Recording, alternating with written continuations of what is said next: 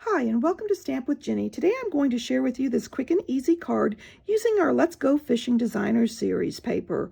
I love Designer Series paper because the coordination is already done for you, and this card actually uses both sides, along with our go-to greetings stamp set, which is a great stamp set to have on hand for all kinds of occasions. So let me set this aside and I'll show you how to get started. Okay, I've got my very vanilla cardstock here and my sentiment, and I'm going to ink that up with the pebbled path and stamp. I've done this in the middle of my cardstock, so I've got plenty of room with the die, and I'm going to cut this out. Okay, I've got my die cutting done, and while I was at the machine, I cut out my sentiment along with a coordinating piece of Mossy Meadow cardstock. I'm going to flip this over and adhere, layering the two pieces on top of each other for this lovely coordinating matched with a beautiful stitched edge. And then I'm going to bring in my Designer Series paper and my Mossy Meadow. And this paper happens to have wonderful patterns on both sides, making this card quick and easy to make.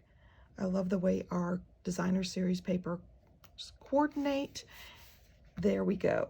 I've got that on and I'm ready to adhere this to my panel. Now I want to adhere this strip down about a 1/2 inch from my edge of my Designer Series paper, and you can use your grid paper to line that up.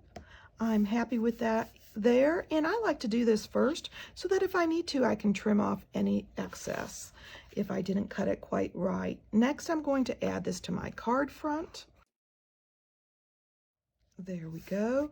And I am going to fold on the score line since I should have done that first. And I'm going to flip over my sentiment and bring in my Stampin' Dimensionals. I'm going to add some to the back. And if you're using your minis, you can tuck these into the corners easily so it doesn't rock. But I have these here on hand. And then I'm going to add my sentiment, let's see, right down here towards the bottom of the card. So it's about a 1/2 inch up. Last but not least, I'm going to bring in these beautiful ombre matte decorative dots, and they have 4 different colors in ombre, so you can use these for all kinds of projects.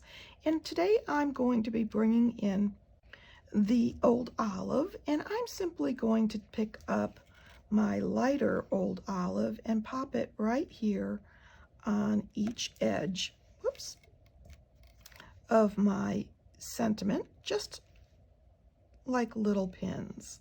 There we go. My Take Your Pick tool is holding that a little tight. Quick and easy for a little pop of color that coordinates well. It's one of the fun things about our ombre decorative dots.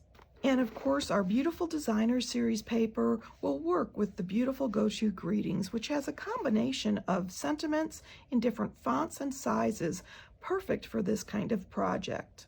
And of course, if you'd like any of these products, feel free to stop by my online store. You can get there from my blog, Stamp with Ginny. Thanks for joining me.